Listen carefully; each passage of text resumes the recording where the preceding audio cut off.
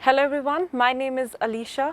हमने स्टार्ट किया था क्लास 10th का चैप्टर दैट इज़ ट्रांसपोर्टेशन। आज हम इसी चैप्टर को कंटिन्यू करेंगे through our next video lecture. याद करो, हमने पिछले क्लास में पढ़ा था कि ट्रांसपोर्टेशन क्या होता है। ट्रांसपोर्टेशन हमने देखा था यूनिसेलुलर ऑर्गेनिज्म में, हमने एक टर्म पढ़ा था साइक्लोसिस। उसके बाद हमने पढ़ा था ट्रांसपोर्टेशन इन हायर प्लांट्स, उसमें भी हमने समवॉट कवर किया था ट्रांसपिरेशन कोहेशन थियरी तक। तो आज हम सिर्फ ट्रांसपिरेशन कोहेशन थियरी को एक बार रिवाइज करेंगे और उसके आगे हम ट्रांसपोर्टेशन इन एनिमल्स में देखेंगे। ओके, सो एक तरीके से याद करो, हमने वेस्कुलर टिश्यू पढ़ा था। इसमें हमने पढ़ा था कि दो टाइप का प्लांट्स में वेस्कुलर टिश्यू जो होता है वो दो होता है, जाइलम एंड फ्लोएम। जाइलम का काम होता है सिर्फ और सिर्फ किसको ट्रांसपोर्ट करने का काम होता है जाइलम का। जाइलम जो होता है वो ट्रांसपोर्ट करता है वाटर एंड मिनरल्स को। तो जाइलम किसको ट्रांसपोर्ट करता है? It transport water and minerals. ठीक है, जाइलम किसको ट्रांसपोर्ट करेगा? वाटर और मिनरल्स को ट्रांसपोर्ट करने का काम किसका होता है? जाइलम का होता है। तो हमने देखा था ये जो जाइलम जो वाटर को ट्रांसपोर्ट करता है वो कैसे करता है, उसके लिए एक थ्योरी पुट फॉरवर्ड किया था जिसको हम बोलते हैं ट्रांसपिरेशन कोहेशन थ्योरी। क्या बोलते हैं हम उन्हें? Transpiration cohesion theory.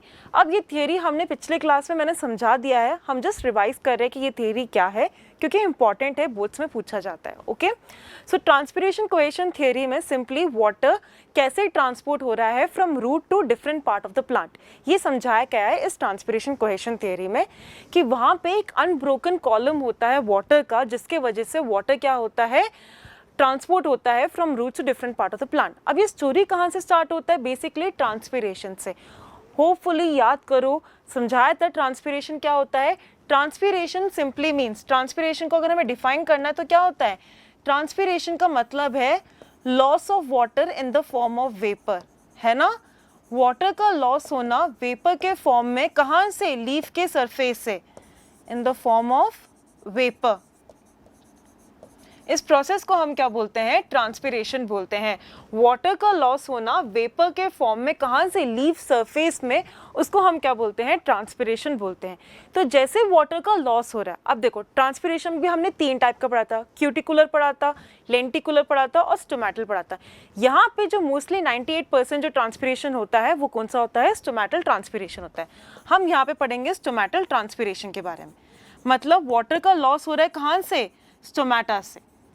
कहाँ से होगा वाटर का लॉस? स्टोमेटा से होगा। Okay, it occurs through stomata, occurs through stomata. Diagram मैंने पिछले वीडियो क्लास में, मतलब जो लेक्चर है उसमें डिस्कस कर दिया था, जो भी है, ठीक है ना। तो यहाँ पे ट्रांसपिरेशन देखो, the whole concept starts from transpiration. Transpiration simply means water का लॉस होना वेपर के फॉर्म में लीफ के सरफेस से। अब वो वाटर का लॉस हो रहा है कहाँ से हो रहा है? स्टोमेटा से हो रहा है। तो यहाँ का जो ट्रांसपिरेशन होगा वो कौन सा होगा? स्टोमेटल ट्रांसपिरेशन होगा। मतलब लीव्स के एपिडर्मल सेल्स में छोटे छोटे पोर्स पाए जाते हैं, छोटे छोटे ओपनिंग्स पाए जाते हैं, जिन्हें हम क्या बोलते हैं? स्टोमेटा पाए जाते हैं। अगर हम लीफ को देखेंगे माइक्रोस्कोप में तो सबसे आउटरमोस्ट सेल्स को हम क्या बोलते हैं? Epidermal cells. उनमें छोटे छोटे पोर्स होंगे, छोटे छोटे ओपनिंग्स होंगे, जिन्हें हम क्या बोलते हैं? स्टोमेटा बोलते हैं। आपको हाईलाइट करने के लिए इन्हें हम क्या बोलते हैं? स्टोमेटा बोलते हैं, ठीक है ना। तो एपिडर्मल सेल्स में छोटे छोटे पोर्स या ओपनिंग्स होती है, जिन्हें हम क्या बोलते हैं? स्टोमेटा। उस स्टोमेटा से अगर वाटर का लॉस हो, यहाँ से किसका लॉस हो? वाटर का लॉस हो, तो उसे हम क्या बोलते हैं?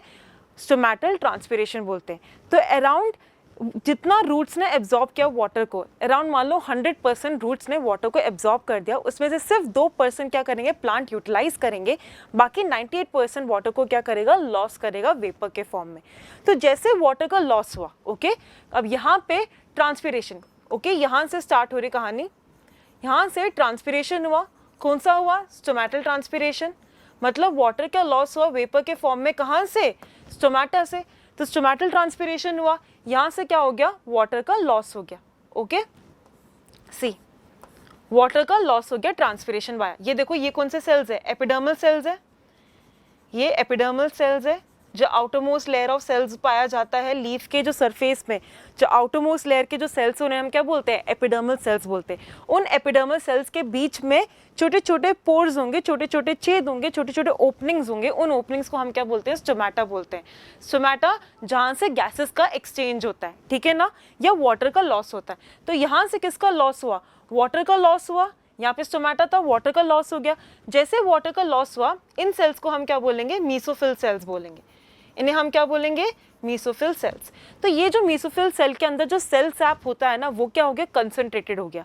अब यहाँ पे एक टर्म आएगा सेल सैप, कंफ्यूज मत होना।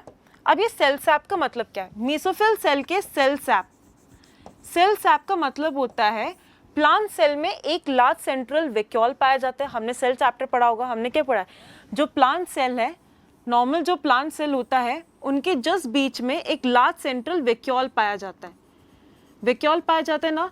तो इसके अंदर जो वाटर कंटेंट है, तो लिक्विड जो है, जो liquid present inside the cell, I mean the large central vacuole of plant cell, जो वैक्यूल में जो लिक्विड पाया जाता है, उन्हें हम क्या बोलते हैं, सेल सैप बोलते हैं। क्योंकि यहाँ पे वाटर का लॉस हुआ, इसलिए मीसोफिल सेल के सेल सैप क्या हो गए, कंसंट्रेटेड हो गई। कैसा हुआ ये, कंसंट्रेटेड। कैसा हुआ ये, कंसंट्रेटेड। क्यों, क्योंकि पानी का क्या हो गया, लॉस हो गया। पानी के लॉस होने की वजह से ये सेल कैसे हो गए, आई एम सॉरी, कंसंट्रेटेड हो गए।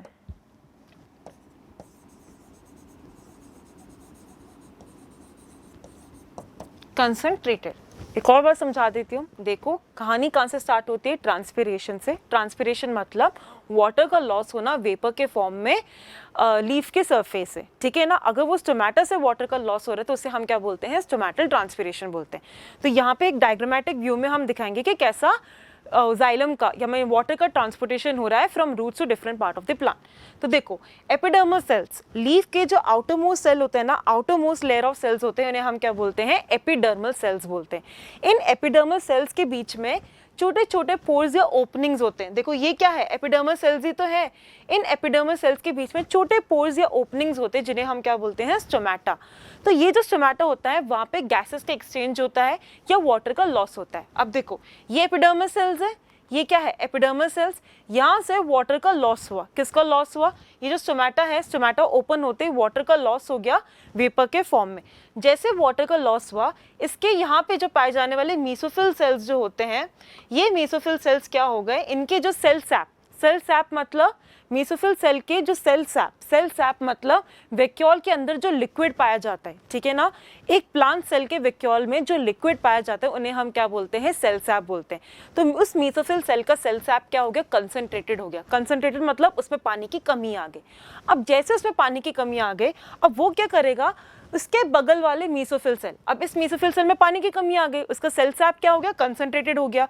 अब वो क्या करेगा, उसके बगल वाले मीसोफिल सेल से वाटर को सक करने की कोशिश करेगा। अब इसके बगल वाले मीसोफिल सेल से क्या करेंगे, वाटर को सक करेंगे, ठीक है ना।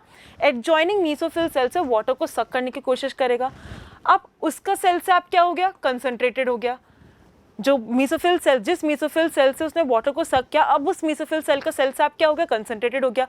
जो पानी है उसका लेवल कम हो गया। अब वो क्या करेगा, अल्टीमेटली दूसरे मीसोफिल सेल से वाटर को सक करेगा। ऐसे ये टेंशन कहाँ तक क्रिएट होगा, वेस्कुलर टिश्यू तक। इसे हम क्या बोलते हैं, वेस्कुलर टिश्यू बोलते हैं। क्या बोलेंगे इसे हम, वेस्कुलर टिश्यू बोलेंगे, ठीक है ना। तो ये जो टेंशन है वो कहाँ तक ट्रांसमिट हो रहा है, वेस्कुलर टिश्यू तक, जो जाइलम है, जाइलम तक अब ये टेंशन क्रिएट हो गया। अब ये जो टेंशन है ऑल द वे डाउन, एक अनब्रोकन कॉलम वाया, वो कहाँ तक जाएंगे, रूट्स तक जाएंगे, और रूट्स को इनिशिएट करेंगे कि वाटर को अब क्या करना, हमें एब्जॉर्ब करना है, क्योंकि पानी की कमी हो चुकी है, ठीक है ना। अब उससे क्या होगा, रूट्स जो होंगे वो वाटर को एब्जॉर्ब करेगा फ्रॉम द सॉइल, ठीक है ना। अब यहाँ पे मैंने बोला एक अनब्रोकन कॉलम। अब इस अनब्रोकन कॉलम के लिए कौन रिस्पॉन्सिबल है, अनब्रोकन कॉलम ऑफ वाटर। इसके लिए मोस्टली दो फोर्सेस रिस्पॉन्सिबल है, एक होता है कोहेसिव, कोहेशन, एंड एक होता है एडेशन, ठीक है ना। कोहेशन और एडेशन, ये दोनों फोर्सेस की वजह से यहाँ पे एक अनब्रोकन मतलब एक वाटर कॉलम होता है जो बिल्कुल भी ब्रेकेबल नहीं है। उस अनब्रोकन वाटर कॉलम वाया वो टेंशन क्या होता है, ट्रांसमिट होता है to the roots of the plant, ताकि रूट्स क्या करे, अब वाटर को एब्जॉर्ब कर सके, ठीक है ना। तो एक तरीके से यहाँ पे ट्रांसपिरेशन क्या कर रहा है, एक पुल क्रिएट कर रहा है कि हमें पानी चाहिए, तो वो एक पुल क्रिएट कर रहा है, ठीक है ना। इसलिए हम इसको क्या बोलते हैं, ट्रांसपिरेशन पुल बोलते हैं। क्या बोलते हैं हम इसको, ट्रांसपिरेशन पुल। एक तरीके तरीके से पुल ही तो कर रहा है। यहाँ से पानी को लॉस किया, पानी को लॉस करते वक्त उसने बगल वाले मेसोफिल सेल से पानी लेने की कोशिश की, उसके सेल कंसंट्रेटेड हो गए तो उसने तीसरे मेसोफिल सेल से लिया। ऐसे वो टेंशन कहाँ तक ट्रांसमिट हुआ, वेस्कुलर टिश्यू तक ट्रांसमिट हुआ। और वो वेस्कुलर टिश्यू जो है वो पूरा टेंशन कहाँ तक लेके जाएंगे, अनब्रोकन कॉलम वाया कहाँ तक ट्रांसमिट करेंगे, रूट्स तक, और रूट्स फाइनली क्या करेंगे, वाटर को एब्जॉर्ब करेंगे। तो एक तरीके से पुल हो रहा है, तो इसको हम क्या बोलते हैं, ट्रांसपिरेशन पुल बोलते हैं, ठीक है ना।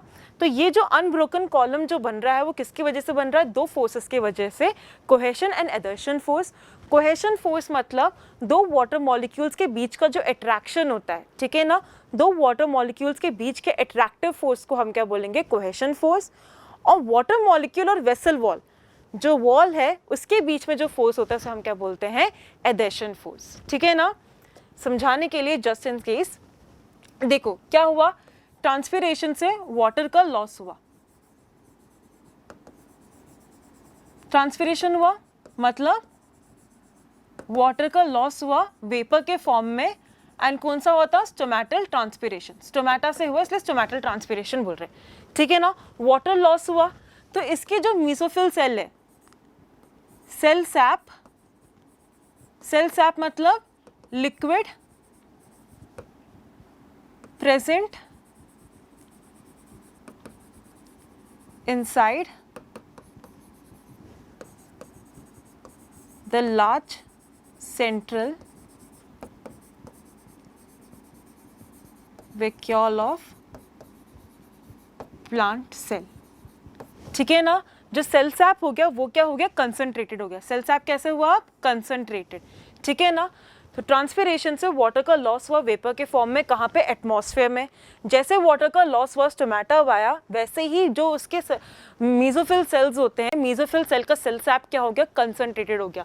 सेल सैप कैसा हुआ, कंसंट्रेटेड हो गया, वाटर का लॉस हो गया ना, तो पानी की कमी हो गई। जैसे ही सेल सैप कंसंट्रेटेड हो गया, अब वो क्या करेगा, बगल वाले जो मेसोफिल सेल है, अब उस मेसोफिल सेल का सेल सैप क्या हो गया, कंसंट्रेटेड हो गया, अब पानी की कमी आ गई, तो वो क्या करेगा, उसके बगल वाले मेसोफिल सेल से पानी को सक करने की कोशिश करेगा। जैसे वो बगल वाले मेसोफिल सेल से पानी को सक करने की कोशिश करेगा, अब उस बगल वाले मेसोफिल सेल के सेल सैप क्या हो गए, कंसंट्रेटेड हो गए, अब वो तीसरे मेसोफिल से वाटर को सक करेगा। ऐसे ये टेंशन कहाँ तक ट्रांसमिट होगा, पूरा वेस्कुलर टिश्यू तक, ठीक है ना। कंसंट्रेटेड हो गए तो it will suck water from adjoining mesophyll cell, बगल वाले मेसोफिल सेल से वाटर को सक करने की कोशिश करेंगे, राइट। अब ये जो है फिर वो मेसोफिल सेल अगले मेसोफिल सेल से वाटर को सक करेगा, ऐसे वो पूरा अल्टीमेटली कहाँ तक, ultimately till vascular tissue, till vascular tissue क्या तक क्या करेंगे, ये टेंशन ट्रांसमिट हो जाएगा। अब वेस्कुलर टिश्यू ये जो टेंशन होता है वो ट्रांसमिट करेगा ऑल द वे डाउन, एक अनब्रोकन कॉलम वाया वो पूरा टेंशन ट्रांसमिट करेगा till the root of the plant, ताकि रूट्स क्या करें, वाटर को एब्जॉर्ब कर सके। Tension transmitted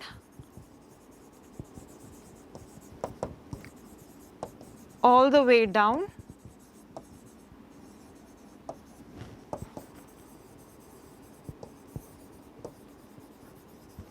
through unbroken column of water, ठीक है ना। एंड अल्टीमेटली रूट्स के पास, और रूट्स क्या करेगा, वाटर को एब्जॉर्ब करेगा, ठीक है ना। अब ये जो अनब्रोकन कॉलम है, ठीक है ना, सॉरी, ये जो अनब्रोकन कॉलम है वो किसके वजह से होता है, दो फोर्सेस की वजह से, cohesion and adhesive force. Cohesion and adhesion force की वजह से क्या होगा, अनब्रोकन कॉलम का फॉर्मेशन होगा।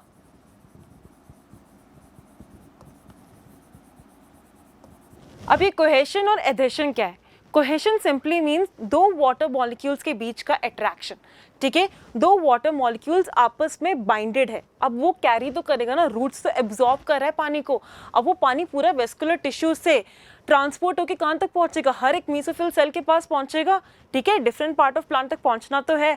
तो ये जो वाटर मॉलिक्यूल्स है फ्रीली मूव नहीं कर रहा, ये वाटर मॉलिक्यूल्स एक चैनल बना रहा है, एक कॉलम बना रहा है, तो इसमें जो वाटर मॉलिक्यूल्स है वो एक दूसरे से बाइंडेड है, तो एक दूसरे से अट्रैक्टेड है, तो मान लो ये एक वाटर मॉलिक्यूल है, ये वाटर मॉलिक्यूल एक दूसरे से बाइंडेड है, तो उस फोर्स के लिए कौन रिस्पॉन्सिबल है? Cohesion force.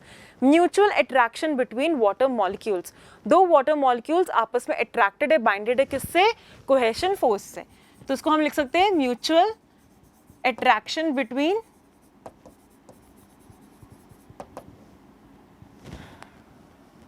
कंफ्यूज हो जाओगे आप यहाँ पे,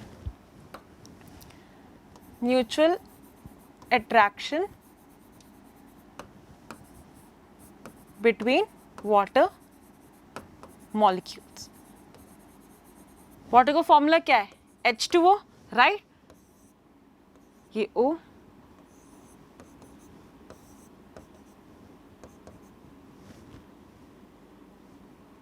दो वाटर मॉलिक्यूल्स के बीच का जो अट्रैक्शन होगा, ठीक है ना, सॉरी, दो वाटर मॉलिक्यूल्स के बीच में अट्रैक्शन होगा, उस फोर्स को हम क्या बोलते हैं? कोहेशन फोर्स बोलते हैं। और एडिशन फोर्स किसके बीच में होगा?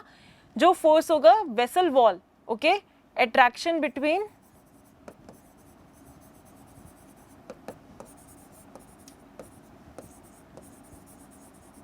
अ water molecule and vessel wall, ठीक है। ये वेसल वॉल में वाटर मॉलिक्यूल्स क्या हो जाएंगे? इनके बीच में जो अट्रैक्टिव फोर्स होंगे उसको हम क्या बोलेंगे? एडिशन फोर्स, जिसके वजह से एक अनब्रोकन कॉलम का फॉर्मेशन होता है और वाटर क्या होता है? ट्रांसपोर्ट होता है from roots to different part of the plant. तो ये अनब्रोकन कॉलम के फॉर्मेशन के लिए कौन रिस्पॉन्सिबल है? दो फोर्स रिस्पॉन्सिबल है, cohesive and adhesive force.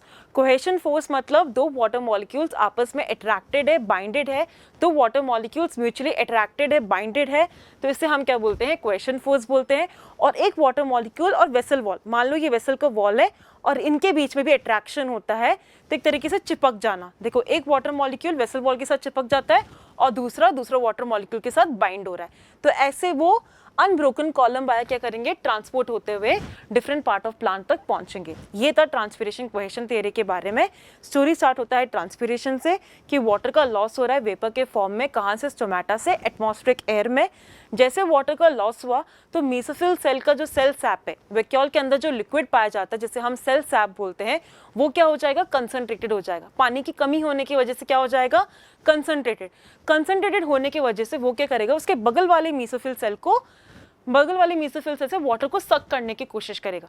Ultimately वो मेसोफिल सेल कंसंट्रेटेड हो जाएंगे, फिर वो तीसरे मेसोफिल सेल से वाटर को सक करेगा और ये टेंशन कहाँ तक ट्रांसमिट होगा? वेस्कुलर टिश्यू तक ट्रांसमिट होगा, है ना? स्लाइड में देखा था ना, कहाँ तक ट्रांसमिट होगा? ये मेसोफिल सेल ने इससे लिया, इससे अब वो क्या करेगा? वेस्कुलर टिश्यू तक ये ट्रांसमिट हो गया। अब ये जो टेंशन है वो ऑल द वे डाउन कहाँ तक ट्रांसमिट हो रहा है? रूट्स तक ट्रांसमिट हो रहा है, एक अनब्रोकन कॉलम वाया। और वो अनब्रोकन कॉलम की फॉर्मेशन के लिए कौन रिस्पॉन्सिबल है? दो चीजें रिस्पॉन्सिबल है, दो फोर्सेस रिस्पॉन्सिबल है, cohesion and adhesion force. Cohesion force मतलब दो वाटर मॉलिक्यूल्स जो है वो ऐसे फ्रीली मूव नहीं कर रहा, वो आपस में क्या है? अट्रैक्टेड है, बाइंडेड है। तो दो वाटर मॉलिक्यूल्स के बीच में जो म्यूचुअल अट्रैक्शन है उसे हम क्या बोलते हैं? कोहेशन बोलते हैं। और एक वाटर मॉलिक्यूल और वेसल वॉल, ये मान लो वेसल है ना, वेस्कुलर टिश्यू का ये जो वॉल है इसे हम बोलते हैं वेसल वॉल। इसके यहाँ पे मान लो एक वाटर मॉलिक्यूल ऐसा, ठीक है, ये दूसरे वाटर मॉलिक्यूल के साथ क्या करेगा? बाइंड करेगा। तो एक वाटर मॉलिक्यूल वेसल वॉल के साथ बाइंडेड है, ठीक है, और दूसरे वाटर मॉलिक्यूल्स के साथ, तो ऐसे वो अनब्रोकन कॉलम फॉर्म करेंगे और वो डिफरेंट पार्ट ऑफ प्लांट तक ट्रांसपोर्ट होगा। ये था ट्रांसपिरेशन कोहेशन थ्योरी के बारे में and it is known as transpiration pull. एक पुल क्रिएट होता है जिससे वाटर क्या होगा? ट्रांसपोर्ट होगा to different part of transpiration pull. Okay, moving on to a next slide. ये हमने पढ़ लिया था जाइलम के बारे में, अब हम पढ़ेंगे फ्लोएम के बारे में। अब ये फ्लोएम क्या होता है? फ्लोएम, जैसे जाइलम में हमने पढ़ा था 4 टाइप के सेल्स होते हैं, जाइलम ट्रेकीड होता है, वेसल्स होता है, पैरेंक्यामा होता है, स्क्लेरेंक्यामा होता है, ठीक है। वैसे फ्लोएम में भी 4 टाइप के सेल्स पाए जाते हैं। फ्लोएम का बेसिक काम होता है फूड को ट्रांसपोर्ट करना।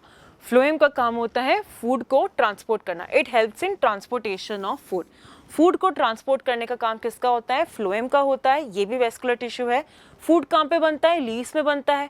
तो लीव्स में जो खाना बना उसको भी तो डिफरेंट पार्ट ऑफ प्लांट तक पहुंचाना है, स्टेम तक पहुंचाना है, रूट्स तक पहुंचाना है, तो वो कौन करेगा? फ्लोएम करेगा। तो ये जो फ्लोएम है ये भी एक टिश्यू ही है। टिश्यू मतलब बहुत सारे सेल से क्या बनता है? टिश्यू बनता है जो एक पर्टिकुलर फंक्शन परफॉर्म करते हैं। तो फ्लोएम में भी डिफरेंट टाइप ऑफ सेल्स पाए जाएंगे क्योंकि ये क्या है? टिश्यू है। Tissue means group of cells. तो यहाँ पे फ्लोएम में 4 टाइप के सेल्स पाए जाते हैं। कौन कौन से? Sieve tube, companion cells, phloem parenchyma and phloem sclerenchyma. अब ये सीव ट्यूब क्या है? सीव ट्यूब भी एक तरीके से स्लेंडर ट्यूब लाइक स्ट्रक्चर्स है। ये भी ट्यूब लाइक स्ट्रक्चर्स ही है, ठीक है ना? ट्यूब लाइक स्ट्रक्चर है। सीव ट्यूब भी क्या है? ट्यूब लाइक स्ट्रक्चर है। और इसके एंड में सीव प्लेट्स पाया जाता है। क्या पाया जाता है? सीव प्लेट पाया जाता है, ठीक है। क्या पाया जाएगा? सीव प्लेट पाया जाएगा जिसमें सीव पोर्स भी प्रेजेंट होंगे ताकि फूड को क्या कर सके? ट्रांसपोर्ट कर सके। ट्यूब लाइक स्ट्रक्चर है, थिन वॉल्ड है, लिविंग होता है, लिविंग है, थिन वॉल्ड है, थिन वॉल्ड है, लिविंग है, ठीक है ना। एंड में क्या पाया जाएगा? सीव प्लेट पाया जाएगा। इसका मेन फंक्शन होगा फूड को ट्रांसपोर्ट करना। लीव्स में जो खाना बना उसको डिफरेंट पार्ट ऑफ प्लांट तक पहुंचाने का काम किसका होगा? सीव ट्यूब का होगा। तो ट्यूब लाइक स्ट्रक्चर होगा, लिविंग होगा, थिन वॉल्ड होगा। अब सीव ट्यूब जब मैच्योर हो जाता है ना तब इसके न्यूक्लियस क्या हो जाएंगे? डीजेनरेट हो जाएंगे, ठीक है ना। अब नेक्स्ट है कंपेनियन सेल्स। कंपेनियन सेल्स जो है एक तरीके से कंपेनियन, हमें पता नहीं कंपेनियन क्या होता है? हमारे दोस्त को हम क्या बोलते हैं? कंपेनियन ही तो बोलते हैं। ये कंपेनियन सेल्स भी एक तरीके से क्या कर रहा है? सीव ट्यूब को हेल्प करता है ट्रांसपोर्टेशन ऑफ फूड के लिए।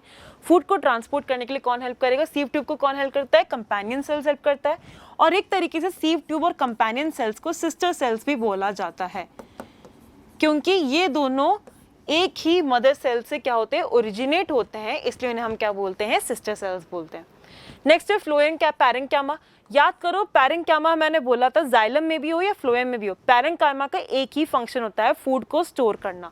पैरेंक्यामा का काम होगा स्टोरेज ऑफ फूड। फूड को स्टोर करने का काम किसका होगा? पैरेंक्यामा का होगा। और फ्लोएम स्क्लेरेंक्यामा भी क्या करेगा? ये एक तरीके से मैकेनिकल सपोर्ट प्रोवाइड करने का काम करता है। वहां पे भी जाइलम स्क्लेरेंक्यामा हमने पढ़ा था, वो भी किसका काम कर रहा था? मैकेनिकल सपोर्ट प्रोवाइड करने का ही काम कर रहा था, ठीक है। पैरेंक्यामा जो होता है वो फूड स्टोरेज के लिए रिस्पॉन्सिबल है और स्क्लेरेंक्यामा जो है, जो डेड सेल होता है, ये किसका काम करेगा? सपोर्ट करने का काम करेगा, ठीक है। इनमें से ये तीनों सेल्स कैसे होते हैं? लिविंग होते हैं। ये तीनों सेल्स कैसे हैं? लिविंग है। जबकि सिर्फ फॉसिल स्क्लेरेंक्यामा सेल कैसा होगा? डेड सेल होगा। ये कैसा होगा? डेड सेल, ओके ना। तो फ्लोएम हमने पढ़ा, फ्लोएम भी क्या है? एक टिश्यू ही है, वेस्कुलर टिश्यू है। वेस्कुलर क्यों बोलते हैं? क्योंकि ये ट्रांसपोर्टेशन का काम कर रहा है, कंडक्शन का काम कर रहा है, एक जगह से दूसरे जगह तक पहुंचाने का काम कर रहा है, इसलिए हमको वेस्कुलर टिश्यू बोलते हैं। टिश्यू मतलब ग्रुप ऑफ सेल्स जो एक पर्टिकुलर फंक्शन परफॉर्म करता है। तो ये भी मतलब ग्रुप ऑफ सेल्स ही तो हुआ, मतलब इसमें 4 टाइप के सेल्स पाए जाते हैं। सीव ट्यूब जो कि ट्यूब लाइक स्ट्रक्चर है, उसके एंड में सीव प्लेट पाया जाता है, ठीक है। ये लिविंग होता है, थिन वॉल्ड होता है। काम क्या है? फूड को ट्रांसपोर्ट करना, सुक्रोज के फॉर्म में इसको ट्रांसपोर्ट करना, ठीक है ना। कंपेनियन सेल जो होता है एक तरीके से सीव ट्यूब को हेल्प करता है फूड के ट्रांसपोर्टेशन के लिए। फ्लोएम पैरेंक्यामा ये फूड को स्टोरेज करने का काम करेगा। फूड को स्टोर करने का काम कौन करता है? पैरेंक्यामा करता है, ये भी लिविंग सेल है। लास्ट है फ्लोएम स्क्लेरेंक्यामा। स्क्लेरेंक्यामा जो है वो सपोर्ट करने का काम, मैकेनिकल सपोर्ट प्रोवाइड करने का काम किसका होता है? स्क्लेरेंक्यामा का होता है। और ये जो सेल होता है वो कैसा होता है? डेड होता है। अब फंक्शन क्या होगा फ्लोएम का? फ्लोएम का सिंपल सा एक फंक्शन है, फूड को ट्रांसपोर्ट करने का काम किसका होता है? फ्लोएम का होता है। अब इसमें एक टर्म आएगा ट्रांसलोकेशन। ट्रांसलोकेशन का मतलब क्या है? सिंपल है, फूड का ही ट्रांसपोर्ट होना बट सुक्रोज के फॉर्म में, ठीक है। फूड का ट्रांसपोर्ट होना किसके फॉर्म में? सुक्रोज के फॉर्म में। सुक्रोज एक तरीके से शुगर, कार्बोहाइड्रेट के फॉर्म में, ठीक है ना। इसे हम क्या बोलते हैं? ट्रांसलोकेशन बोलते हैं, ओके। तो phloem translocate the manufactured food, जो फूड बना उसको ट्रांसलोकेट करना, मतलब एक जगह से दूसरे जगह तक पहुंचाने का काम। किस फॉर्म में? सुक्रोज के फॉर्म में, शुगर के फॉर्म में, कार्बोहाइड्रेट के फॉर्म में, from the leaves to different part of the plant. इसको हम क्या बोलते हैं? ट्रांसलोकेशन बोलते हैं। जो खाना बना उसको सुक्रोज के फॉर्म में लीव से डिफरेंट पार्ट ऑफ प्लांट तक पहुंचाने का काम, इसको हम क्या बोलते हैं? ट्रांसलोकेशन बोलते हैं, ओके। जो खाना बना उसको अगर हम सुक्रोज के फॉर्म में डिफरेंट पार्ट ऑफ प्लांट तक, लीव से डिफरेंट पार्ट ऑफ प्लांट तक ट्रांसपोर्ट करें, उसे हम क्या बोलते हैं? ट्रांसलोकेट करें, उसे हम क्या बोलते हैं? ट्रांसलोकेशन बोलते हैं। तो होप्स ऑफ फ्लोएम भी आपको समझ में आ गया। फ्लोएम भी क्या है, एक टिश्यू है जो सिर्फ और सिर्फ ट्रांसपोर्टेशन ऑफ फूड का काम करता है, ठीक है ना। ये डायरेक्शन दिखाया गया है, देखो यहाँ पे हम पढ़ेंगे comparative difference between xylem and phloem. Xylem and phloem के बीच का डिफरेंस क्या है? फर्स्ट ऑफ ऑल हम ये बता सकते हैं जाइलम क्या ट्रांसपोर्ट करता है, वाटर को ट्रांसपोर्ट करता है। It transports water and mineral, it transports water and minerals. अगर आपसे किसी ने भी क्वेश्चन पूछे कि जाइलम और फ्लोएम के बीच के डिफरेंस बताओ, तो हम 3 डिफरेंसेस तो कम से कम बता ही तो सकते हैं, ठीक है। क्या पढ़ा हमने अभी ओवरऑल कि जाइलम जो होता है, जो टिश्यू होता है, वो किसको ट्रांसपोर्ट करता है, वाटर एंड मिनरल्स को ट्रांसपोर्ट करता है। तो xylem transports water and mineral, जबकि फ्लोएम किसका ट्रांसपोर्ट करता है, इट ट्रांसपोर्ट फूड। फ्लोएम किसका ट्रांसपोर्ट करता है, it transport food. Second point हम ये लिख सकते हैं, जाइलम में हमने भी 4 सेल्स पढ़े थे, बट 4 में से 3 सेल कैसा था, डेड था। ट्रेकीड डेड था, वेसल्स डेड था, और स्क्लेरेंक्यामा क्या था, डेड सेल था। सिर्फ एक ही लिविंग सेल पाया जाता है, वो कौन सा होता है, पैरेंक्यामा। जबकि फ्लोएम में, जैसे हमने अभी बोला कि फ्लोएम में 3 सेल्स कैसा होता है, लिविंग होता है, जबकि एक सेल कैसा होता है, डेड होता है। ओके, तो जाइलम में all 3 cells are dead and 1 cell कौन सा होगा, लिविंग होगा, जो कि कौन सा है, पैरेंक्यामा, ठीक है। जबकि हम फ्लोएम के बारे में बात करें, फ्लोएम में क्या होगा, ऑल 3 सेल्स आर लिविंग, और एक ही सेल कैसा होगा, डेड होगा, जिसको हम क्या बोलते हैं, स्क्लेरेंक्यामा। स्क्लेरेंक्यामा ही ऐसा सेल है जो फ्लोएम में क्या है, डेड है, स्क्लेरेंक्यामा, ठीक है ना। ये दूसरा डिफरेंस हो गया। तीसरा डिफरेंस अगर हम बात करेंगे डायरेक्शन के वाया, ठीक है। देखो वाटर तो हमेशा ट्रांसपोर्ट होगा ऊपर की ओर, हमने एसेंट ऑफ सैप पढ़ा था, याद करो, जाइलम में इसका फंक्शन पढ़ा था एसेंट ऑफ सैप, मतलब वाटर, एसेंट मतलब ऊपर जाना, वाटर हमेशा ऊपर की ओर ही ट्रांसपोर्ट होगा, क्योंकि रूट्स तो सॉइल में पाया जाता है, ठीक है, और सॉइल से वो रूट्स क्या कर रहा है, वाटर को एब्जॉर्ब कर रहा है, और प्लांट के डिफरेंट पार्ट तक, अब वो तो स्टेम और लीव्स कहाँ पाए जाते हैं, ऊपर ही तो पाए जाते हैं, तो वाटर हमेशा कहाँ पे ट्रांसपोर्ट होगा, ऊपर की ओर ही ट्रांसपोर्ट होगा। इसलिए जाइलम हमेशा यूनिडायरेक्शनल ही होगा। यूनिडायरेक्शनल मतलब वो एक ही डायरेक्शन में फ्लो करता हुआ जाएगा, और वो कहाँ होगा, अपवर्ड डायरेक्शन, ठीक है ना। देखो यहाँ पे डायरेक्शन मेंशन्ड है, ये जो है ये जाइलम है, ये कौन सा है, जाइलम। जाइलम क्या कर रहा है, ऊपर की ओर ही इसका मूवमेंट है, लीव्स तक पहुंचाएगा, स्टेम तक पहुंचाएगा, वहां पे एक और लीव्स होगा, वहां पे भी पहुंचाने का काम। तो जाइलम हमेशा कैसे रहेगा, यूनिडायरेक्शनल रहेगा। फ्लो ऑफ वाटर हमेशा किस डायरेक्शन में होगा, अपवर्ड डायरेक्शन में ही होगा। जबकि फ्लोएम के बारे में बात करें, खाना कहाँ पे बन रहा है, लीव्स में बन रहा है।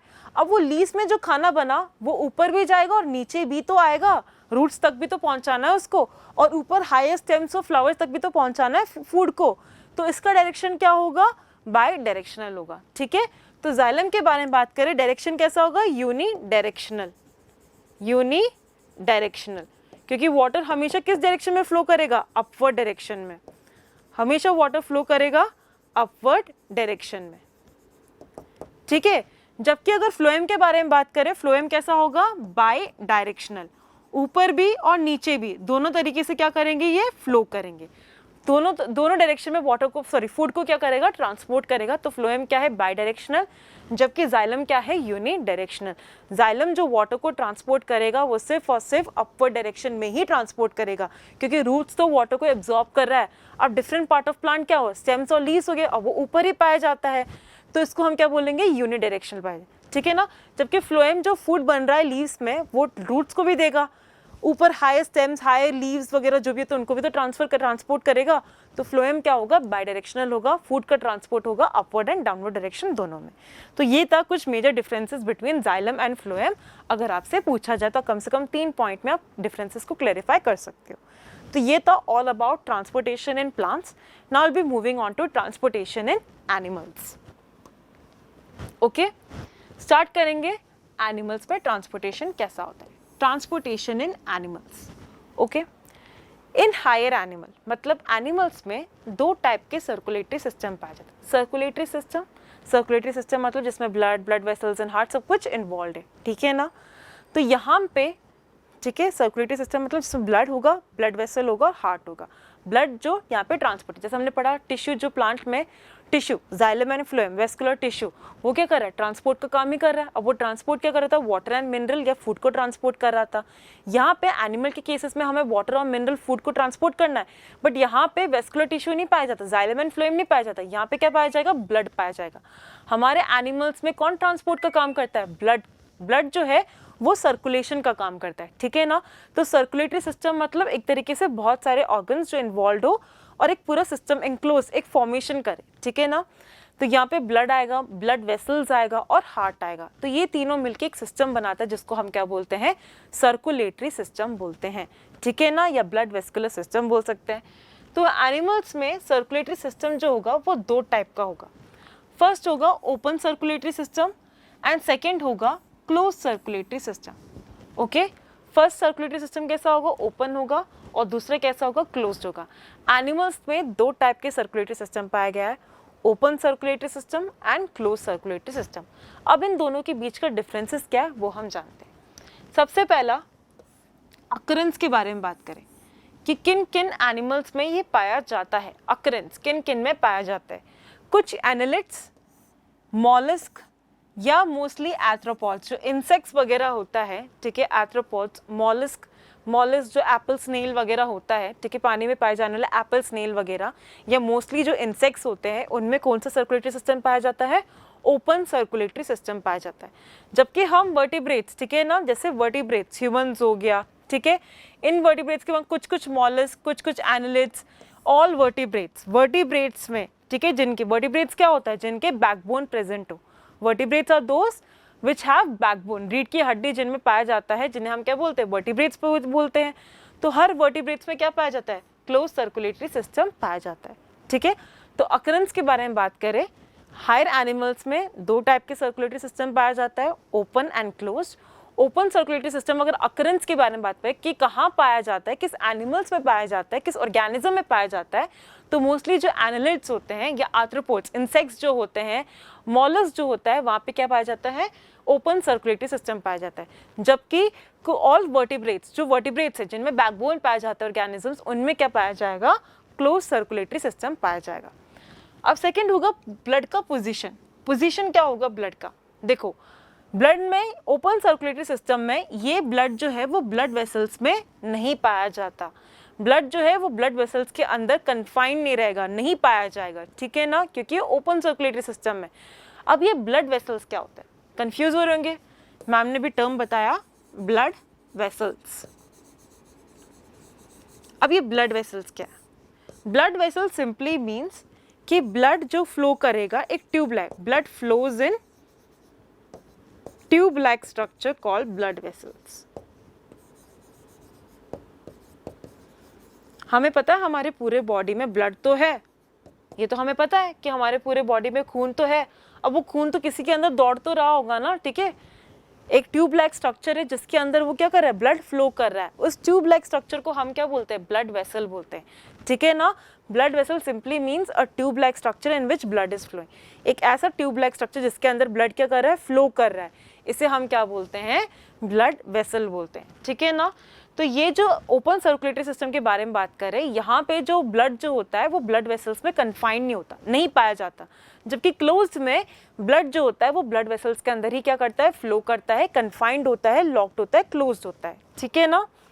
तो position of blood in open circulatory system, blood does not remain confined in the blood vessels and comes in lacunae or sinuses. lacunae और sinuses का मतलब gaps, जो gaps होते हैं वहीं पे डायरेक्टली ब्लड क्या हो जाता है, फिल हो जाता है, वहाँ पे कोई भी ब्लड वेसल के अंदर ब्लड क्या कर रहा है, फ्लो नहीं कर रहा। जबकि क्लोज की अगर हम बात करें, एक ट्यूब लाइक स्ट्रक्चर होता है ब्लड वेसल जिसके अंदर ब्लड क्या करेगा, फ्लो करता जाएगा, ठीक है ना। नेक्स्ट है ब्लड प्रेशर, कि किस प्रेशर में ब्लड, कितने प्रेशर में ब्लड क्या कर रहा है, फ्लो कर रहा है। अगर हम ओपन सर्कुलेटरी सिस्टम के बारे में बात करें, यहाँ पे जो ब्लड फ्लो करेगा बहुत ही लो प्रेशर में फ्लो करेगा। जबकि क्लोज्ड में अगर हम बात करें, यहाँ पे ब्लड क्या करेगा, हाई प्रेशर में फ्लो करेगा, ठीक है ना। तो blood flows at low pressure and can not be regulated, हम उसे रेगुलेट नहीं कर सकते हैं, वहाँ पे कोई भी ब्लड को रेगुलेट नहीं कर सकता, वो बहुत ही लो प्रेशर में क्या करेगा, फ्लो करेगा। जबकि क्लोज सर्कुलेटरी सिस्टम के बारे में बात करें, ब्लड क्या है, वो हाई प्रेशर में फ्लो करता है and it can be regulated. Next velocity, कितने स्पीड से ब्लड फ्लो कर रहा है। अगर हम ओपन में बारे में बात करें, क्योंकि वहाँ पे प्रेशर कम है तो वेलोसिटी भी क्या होगा, कम होगा। ब्लड वहाँ पे प्रेशर में फ्लो नहीं हो रहा, स्पीड में, मतलब एक तरीके से ब्लड क्या है, आराम से, it slowly flows in the open circulatory system. Blood आराम से फ्लोट कर रहा है, बिना बहुत ही कम प्रेशर और बहुत ही कम वेलोसिटी के साथ क्या कर रहा है, ब्लड फ्लो कर रहा है ओपन सर्कुलेटरी सिस्टम में। जबकि क्लोज में हम बात करें तो हाई प्रेशर और हाई वेलोसिटी से क्या हो रहा है, ब्लड क्या कर रहा है, फ्लो कर रहे हैं in close circulatory system. Okay, now exchange of materials. यहाँ पे जो होगा, ब्लड क्या कर रहा है, ब्लड बेसिकली कैरी क्या कर रहा है, ब्लड बेसिकली क्या कैरी करेगा, न्यूट्रिएंट्स कैरी करेगा, ठीक है, ऑक्सीजन कैरी करेगा, एक तरीके से न्यूट्रिएंट्स और ऑक्सीजन को क्या करेगा, सप्लाई करेगा, न्यूट्रिएंट्स एंड ऑक्सीजन की सप्लाई करेंगे, और वेस्ट मटेरियल्स को क्या करेंगे, डिस्पोज करेंगे। यही तो है, ब्लड क्या काम कर रहा है, ट्रांसपोर्टेशन का ही तो काम कर रहा है। ट्रांसपोर्ट क्या कर रहा है, न्यूट्रिएंट्स को ट्रांसपोर्ट कर रहा है। स्मॉल इंटेस्टाइन ने जो भी खाना एब्जॉर्ब किया है, उस न्यूट्रिएंट को हर सेल तक पहुंचाना है, तो वो सेल तक पहुंचाने का काम कौन कर रहा है, ब्लड ही तो कर रहा है, ठीक है। ऑक्सीजन, लंग्स ने ऑक्सीजन तो लिया, एल्वियोलाई ने डिफ्यूज तो कर लिया, वो किसको देगा, ब्लड को देगा, ब्लड उसको हर सेल तक पहुंचाने का काम करेगा, ठीक है। तो ब्लड क्या कर रहा है, सप्लाई कर रहा है न्यूट्रिएंट और ऑक्सीजन को। उसके अलावा वेस्ट मटेरियल्स को भी बाहर मतलब डिस्पोज करने में भी कौन हेल्प करेगा, ब्लड हेल्प करेगा। तो ये एक्सचेंज किसके बीच में हो रहा है, ओपन सर्कुलेटरी सिस्टम के बीच में। जो भी ब्लड है, ब्लड और बॉडी सेल्स के बीच में डायरेक्ट एक्सचेंज होता है, ठीक है ना। जबकि यहाँ पे क्लोज सर्कुलेटरी सिस्टम में क्या होगा, एक टिश्यू फ्लूइड वाया क्या होगा, वो एक्सचेंज होगा, वो हम पढ़ेंगे आगे detail wise. Next, respiratory pigment.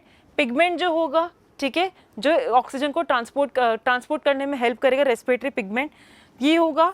अगर ओपन सर्कुलेटरी सिस्टम में पिगमेंट पाया जाए तो वो किस में होगा, प्लाज्मा में डिसॉल्व होगा।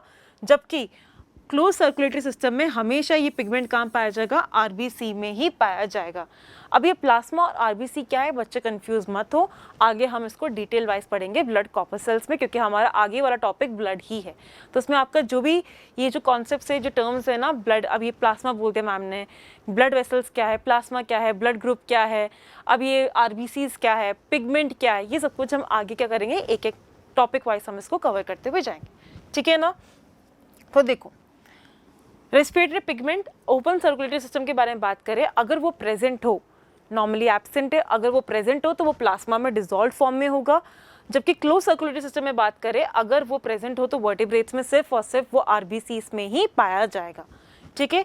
एफिशिएंसी मतलब कितना एफिशिएंट है, ठीक है ना। ये open circulatory system less efficient है, क्योंकि ब्लड तो डायरेक्टली फ्लो कर रहा है, बहुत कम स्पीड में, बहुत कम प्रेशर में फ्लो कर रहा है, तो वो एक कंप्लीट सर्कुलेशन तो कंप्लीट होने में बहुत टाइम लगाएगा, तो ये क्या होगा, लेस एफिशिएंट होगा।